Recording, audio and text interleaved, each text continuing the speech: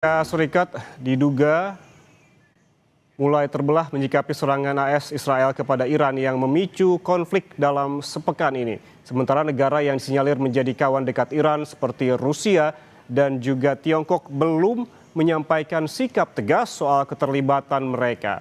Meski sebelumnya ikut mengecam serangan AS Israel. Apakah perang ini bisa diakhiri dengan cepat atau justru nantinya muncul dukungan sekutu negara yang berkonflik? Kita bahas bersama Kepala Staf TNI Angkatan Udara periode 2015-2017, Marsikal Purnawirawan Agus Supriyatna. Pak Agus, selamat pagi. Selamat pagi. Pak Agus, ini kalau kita melihat Amerika Serikat ini tampaknya geram karena sekutunya Inggris dan juga kemarin disusul Spanyol tak ingin terlibat dalam konflik dengan Iran. Apa yang Anda amati terkait hal ini? Aku terima kasih, bagus, betul sekali ya. Kalau misalnya Inggris, Spanyol, dan beberapa ya negara yang tidak mau ikut campur, itu sudah mengerti, bukan mengerti masalah apa yang diinginkan oleh Amerika. Tapi mereka ngerti apa nih sih sebetulnya yang diinginkan oleh Trump. Nah, jadi tidak sesuai dengan kebijakan-kebijakan Trump-nya. Karena tidak sesuai dengan kebijakan secara keseluruhan Amerika yang dulu mereka itu begitu dekat ya. Terutama Inggris. Inggris itu sahabat dekat dulu ya. Sekutu yang paling dekat dengan Amerika. Tetapi kenapa berbuat begini? Karena mempunyai sesuatu yang sangat berbeda dengan kebijakan Trump yang sekarang. Itu kalau menurut saya ya. Oke, Pak Agus, tapi kan kalau melihat hal ini Trump adalah representasi dari Amerika Serikat.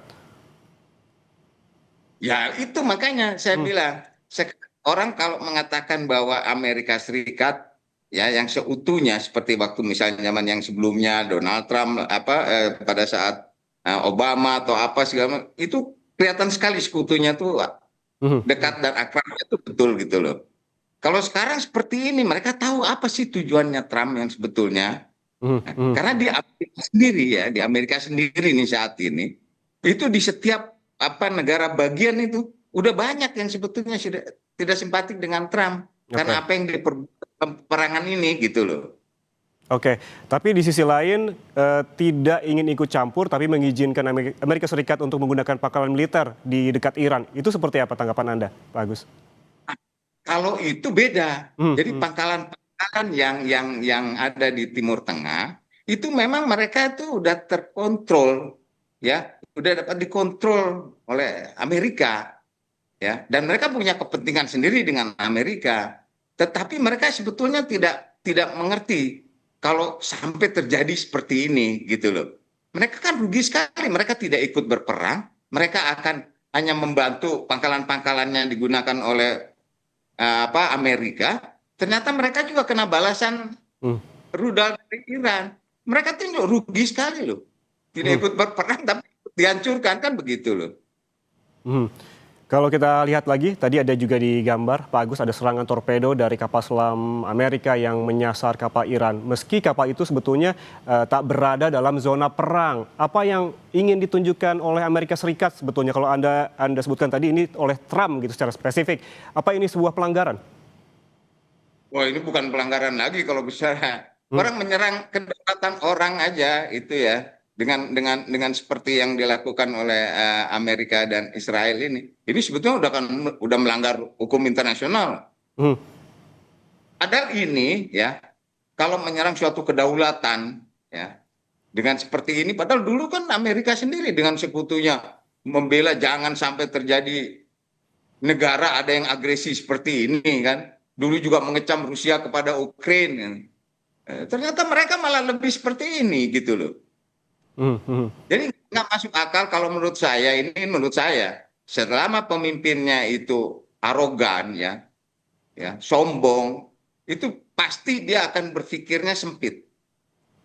Dan yang kedua sulit mendengar atau menerima saran atau kritikan dari yang lain. Ya akhirnya akan berbuat seperti ini.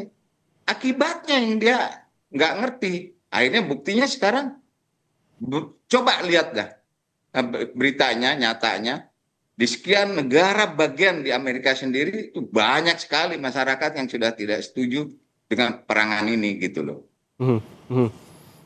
Kalau ini merupakan pelanggaran hukum internasional, apa yang bisa dilakukan oleh negara-negara kuat, misalkan Rusia, Cina, dan juga negara-negara Eropa lainnya yang memang tidak setuju dengan perang ini, Pak Agus? Rusia dengan Cina kalau sekarang kenapa mereka tuh walaupun mereka mengecam ya apa yang dilakukan oleh Amerika dengan Israel pada Iran, tetapi karena ada kepentingan ya yang lebih ya menurut Cina ini menurut Cina Mhm. ini saya sampaikan ya bahwa karena kepentingan dengan beberapa negara di Timur Tengah ini ya bagaimana Cina itu menginvest segala macam di negara-negara Timur Tengah ini ada tidak mau ikut secara langsung gitu ya. Sedangkan Rusia itu udah pastilah teknologinya atau apa segala macam memang dari dulu udah ada dengan Iran gitu loh. Tapi tidak secara langsung mereka ini. Mereka jelas akan suatu saat menurut saya dengan kejadian seperti ini pasti mereka pun akan memanfaatkan negara-negara besar seperti mereka ini yang punya hak veto ini. Mhm, mhm. Seperti yang Anda sebutkan tadi, ini adalah pelanggaran hukum internasional, berarti pelanggaran berat begitu bisa dibilang demikian yang dilakukan oleh Amerika Serikat dan juga Israel.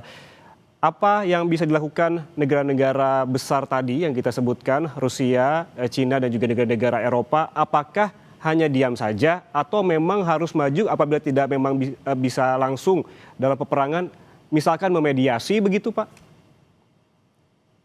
Nah kalau itu kebijakan ya suatu negara saya tidak bisa tahu kalau mereka Hmm. mau sebagai mediasi atau sebagai mediator Hmm. atau apa saya tidak tahu. Tetapi apa yang dilakukan oleh negara-negara tersebut ya seperti apa yang disampaikan oleh ini sekarang kalau misalnya apa Brother tahu itu apa yang disampaikan oleh Inggris, Perdana Menteri Inggris itu udah jelas. Apalagi pidatonya kemarin itu Hmm. udah jelas bahwa ini adalah hal yang tidak sesuai lah dengan negara-negara sekutunya yang lain gitu loh. Hmm. Hmm. Tetapi yang berarti yang segala macam itu pasti negara-negara memang yang sudah tahu apa yang akan sanksi yang akan Hmm. diberikan oleh negara tersebut gitu loh. Oke. Dan Eh, mereka siap menghadapi, makanya mereka berani tidak mau mendukung Amerika Serikat. hmm. Sedangkan Cina dengan Rusia itu memang secara sekarang yang kita lihat secara ini mereka seakan-akan tidak mendukung ya atau tidak mau menyelesaikan permasalahan ini. Hmm. Tapi saya yakin ke depannya mereka akan berpikir kalau ini panjang akan terjadi hal-hal secara global bahaya pasti mereka akan berbicara. Itu saja yang ingin saya sampaikan. Oke, Pak Agus, Anda tadi sempat menyampaikan terkait mengapa Rusia dan juga Cina tidak ingin terlibat langsung dalam peperangan termasuk alasan ekonomi.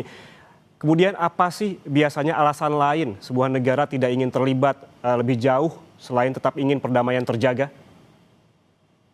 Nah ini satu-satunya kalau menurut saya ya, ini Rusia ya dengan Cina yang punya hak veto ini harus menekan segera Dewan Keamanan itu PBB itu. Harus segera dia tekan PBB. Hmm.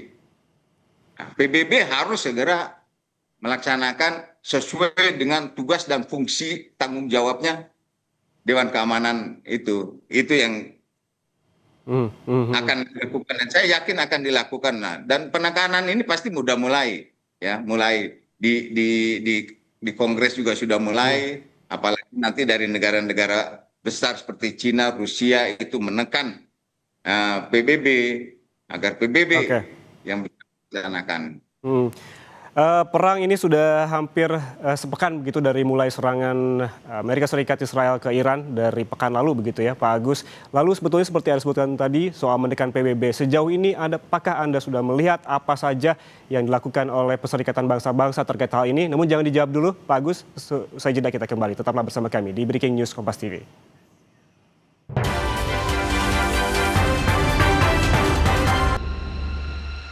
Anda masih bersama kami di Breaking News Kompas TV dan kita lanjutkan perbincangan bersama Marsikal Purnawirawan Agus Supriyatna, Kepala Staf TNI Angkatan Udara periode 2015-2017.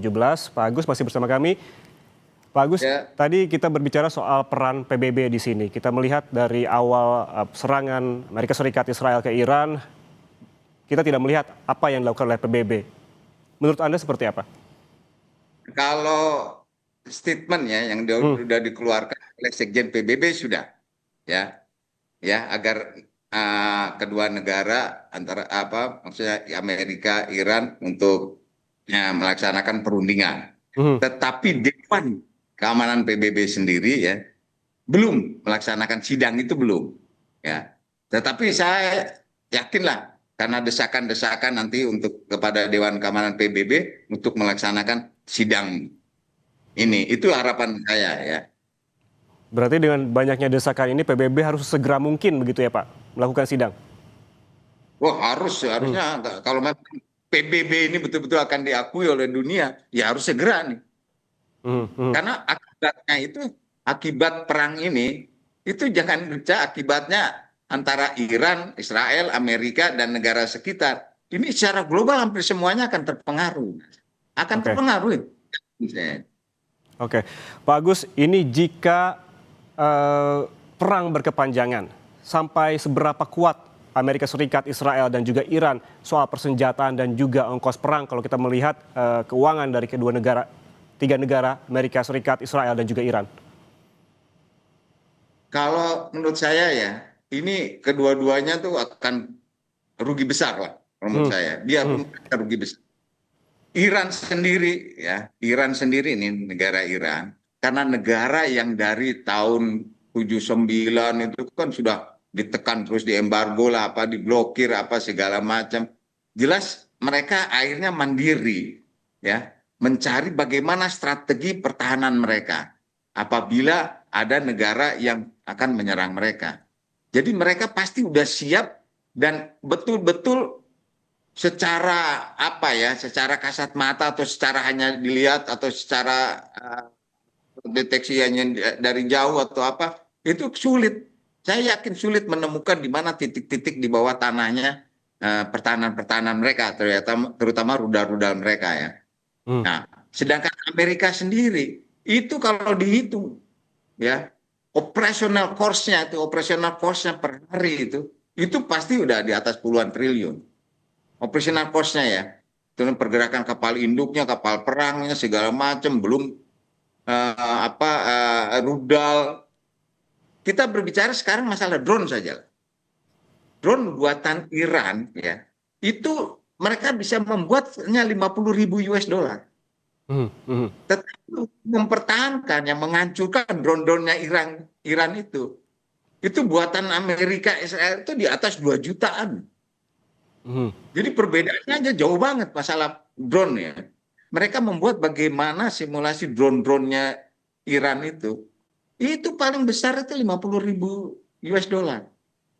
Tetapi untuk menghancurkan itu pasti Amerika malah menggunakan alat-alat yang di atas 2 juta dolar. Itu bisa bayangkan. Padahal ratusan dan ribuan drone mungkin yang digerakkan, dilaksanakan oleh Iran. Jadi ini kalau berbicara masalah anggaran, kedua belah pihak hancur-hancuran, saya yakin itu. Pak Agus, kalau kita melihat karakteristik dari ketiga negara ini, Amerika Serikat, Israel, dan juga Iran, prediksi Anda apakah memang, kalau memang habis-habisan seperti ini, apakah akan ada satu negara yang memang menyatakan menyerah, atau ini akan sampai titik darah penghabisan begitu kalau melihat karakteristiknya dan juga dari modal persenjataannya? Kalau saya lihat ya, bayangkan sebagai kepala negara ya, tertingginya itu sudah almarhum, sudah meninggal. Menteri Pertahanannya dan beberapa perwira tingginya dari Iran itu sudah mati, kan begitu. Itu pasti harusnya di bawahnya rakyatnya segala macam, sudahlah daripada kita teruskan, kita akan habis semua, kan begitu. Tetapi ini kan malah tetap melawan terus. Coba kita lihatlah sekarang, misalnya dulu Irak, ya, terus Libya, Gaddafi, ya, Saddam Hussein di Irak, mereka selesai, terus rakyatnya kan selesai. Nah, tetapi ini kok tidak? Berarti ini memang beda, bukan hanya sebentar menyerah begitu saja. Lebih baik ya udah menyerah sampai habis, mungkin baru menyerah, nah kan. Sedangkan Oke. Amerika dengan Israel juga akan berpikir panjang. Ya, kalau misalnya hanya berpikir masalah Trump, mungkin dia nggak berpikir panjang, tapi masyarakatnya, Mhm. Kongresnya, saya yakin mereka akan menekan terus Trump untuk segera menghentikan perang ini. Itu loh, kalau menurut pendapat Oke. saya. Oke, Pak Agus, kalau tadi soal negara-negara yang memang berkonflik begitu, Amerika Serikat, Israel, dan juga Iran, kalau memang perang ini berkepanjangan, apa yang Anda amati soal dukungan negara-negara Timur Tengah begitu? Apa mereka akan tetap bersikap netral meski sejumlah pangkalan militer juga diserang? Jadi selama ini strategi Iran ini udah mulai berubah juga nih. Jadi cukup mengkhawatirkan negara-negara Timur Tengah yang beberapa tempat jadi fasilitasnya Amerika Serikat ya. Mhm, Karena penyerangan dari Iran ini bukan di mana fasilitas yang digunakan oleh Amerika saja, mhm, mhm, tetapi hati-hatinya itu mereka jangan-jangan Iran juga ya. Iran dengan apa namanya itu orang-orang yang mendukung kayak di Libanon misalnya gitu ya. Ada Hizbullah lah, terus ada juga macam-macam lah pokoknya kalau menurut saya yang di luar Iran sendiri ya itu akan bergerak untuk menghancurkan fasilitas-fasilitas strategis lainnya. Nah, itu yang bahaya juga. Itu mhm. akan merugikan negara-negara Timur Tengah ya yang mendukung memfasilitasi angkatan perangnya dari Amerika Serikat. Oke, Pak Pak Agus, apakah ini tidak menjadi kerugian begitu bagi Iran begitu di tengah-tengah negara-negara yang menyerang itu tidak cuma satu, jadi seolah-olah dikeroyok. Bukan hanya Amerika Serikat dan juga Israel yang menjadi penyerang utama, begitu ada dukungan-dukungan juga dari negara-negara tetangga dari Timur Tengah seperti Arab Saudi dan juga Uni Emirat Arab begitu. Apakah ini tidak merugikan Iran di tengah banyaknya negara begitu yang seolah-olah mengeroyok Iran? Kalau menurut saya begini ya, Hmm, kalau dilihat dari apa yang akan dilaksanakan atau tindakan yang dilaksanakan oleh negara-negara Timur Tengah ya, yang selama ini mendukung fasilitasnya untuk Angkatan Perang Amerika, itu tidak akan berpikir semudah itu mereka akan ikut menyerang Iran. hmm, hmm, Ya, jadi kalau mereka ikut menyerang Iran, mereka juga akan akan sama-sama ya melanggar hukum internasional juga. hmm, Nah, Amerika dia berani melanggar begitu, dia merasa kuat. Di Dewan Keamanan PBB pun dia akan merasa kuat melawan itu. Nah, sekarang negara-negara lain udah nggak bisa seperti itu, ya. Karena negara-negara sekitar ya, negara-negara sekitar maupun negara-negara lain di dunia ini, itu kan dari sejak tahun 79 itu sudah mengembargo. Jadi Iran itu sudah begitu lama diembargo oleh dunia. Berarti dia kan sudah teruji. hmm, Sudah teruji Iran. Iran tuh beda. hmm, Maksud saya jadi dengan negara-negara Timur Tengah lainnya tuh beda. Mereka teruji sekian lama hmm, diembargo dunia. Tetapi dia masih seperti ini. Kita harus membayangkan bagaimana terujinya mereka itu. hmm. Sekarang tiba-tiba ya, Ayatullah Khomeini toto mati. Pertahanan juga hilang. Pejabat-pejabat tinggi militernya juga banyak yang udah meninggal. Tetapi kenapa masih begini? Berarti ini angkatan perangnya atau angkatan bersenjatanya Iran melaksanakan ini. Itu loh. Mhm. Pak Agus, menurut Anda apa sih keunggulan dari militer Iran ini? Ketika memang ada kecaman-kecaman dari negara-negara Timur Tengah lainnya, kita sebut aja Arab Saudi dan juga Uni Emirat Arab terkait hal ini, Iran justru mengancam balik akan mengirimkan drone mereka ke pangkalan minyak dan juga ke pangkalan militer Amerika Serikat yang ada di sana. Sebetulnya yang membuat Iran sebegitu percaya diri, itu keunggulan dari militer Iran itu apa sih, Pak Agus? Nah, itu yang tadi saya sampaikan ya, bahwa drone yang dibuat itu banyak sekali. Hmm, Karena biayanya itu dibuat oleh Iran itu hanya 50.000. Mhm. Satu drone itu dibuat 50.000. Untuk menghancurkan drone itu biayanya yang dibuat oleh Amerika maupun Israel itu pasti di atas jutaan, gitu loh. Mhm. Itu karena teknologi militer, gitu ya, teknologi militer Iran itu didukung ya. Mereka itu segala macam itu memang udah disupport oleh Rusia dan Cina. Jadi beda teknologinya mereka itu kan beda dengan apa yang diinikan oleh Barat, dikembangkan oleh Barat. Mhm. Itu teknologinya Oke. dia disupport oleh Rusia sama Cina. Oke. Kalau dari segi pasukannya seperti apa, Pak Agus? Nah, kalau pasukannya bagaimana kan negara Iran ini berpenduduk 80 juta ya. Mhm. Jelas tidak sebanyak pasukannya Amerika ya. Kekuatan apalagi kekuatan angkatan perangnya Amerika. Oh, itu kan jauh sekali Mhm. Mhm. ya. Jauh sekali lah, kekuatannya itu. Tetapi kalau merasa teruji ya prinsip dan militansinya yang begitu tinggi dari semua prajurit terutama Garda Nasional Iran itu mereka tuh mempunyai, misalnya kita memperhitungkan secara kita analisa secara intelijen, beda sekali Mhm. militansinya tuh jiwa juangnya tuh beda sekali. Setiap negara, warga negara di dunia dimanapun, kalau dia merasa tertekan yang begitu lama, kita contohlah dulu Indonesia dijajah begitu lama, itu banyak sekali rakyat Indonesia ya, itu yang betul-betul tinggi sekali militansinya demi bangsa dan negara.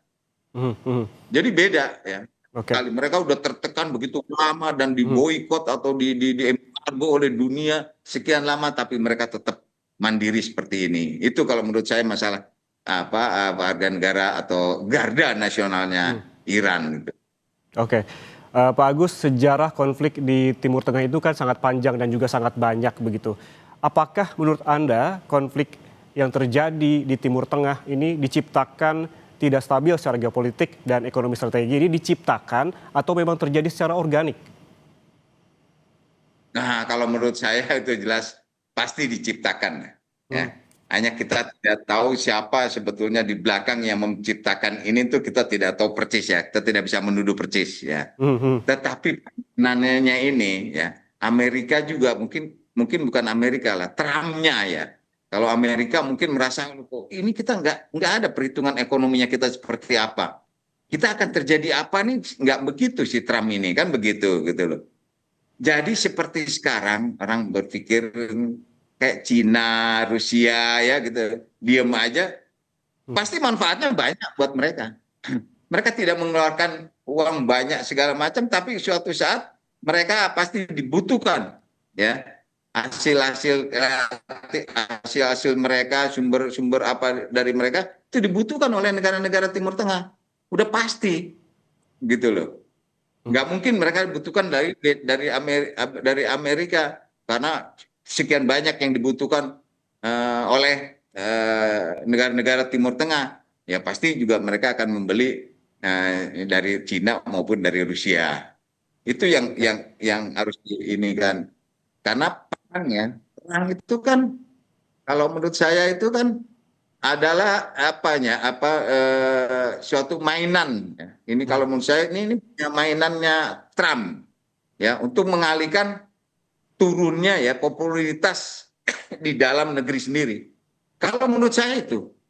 Jadi karena popularitas Trumpnya itu kurang di dalam negeri, udah mulai berkurang. Wah, dia akan mengadakan ini loh saya Hmm. mengadakan Hmm. perang seperti ini. Tetapi secara keseluruhan ya masyarakat Amerika di beberapa bagian negara bagian saja itu udah banyak sekali yang tidak setuju dengan apa yang dilakukan oleh Trump ini. Oke.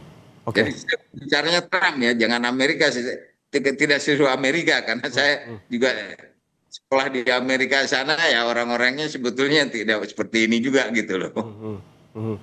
Berarti kita menunggu juga bagaimana sikap negara-negara sekutu lainnya, begitu melihat negara-negara di Eropa dan juga negara besar lain seperti Cina dan juga Rusia, dan juga terkait Betul. dengan langkah PBB akan seperti apa juga ke depannya. Terima kasih Kepala Staf TNI Angkatan Udara periode 2015-2017, Marsikal Purnawirawan Agus Supriyatna, atas waktunya bersama kami di Breaking News. Sehat selalu, Pak. Oke. Saudara, jangan kemana-mana karena Breaking News Kompas TV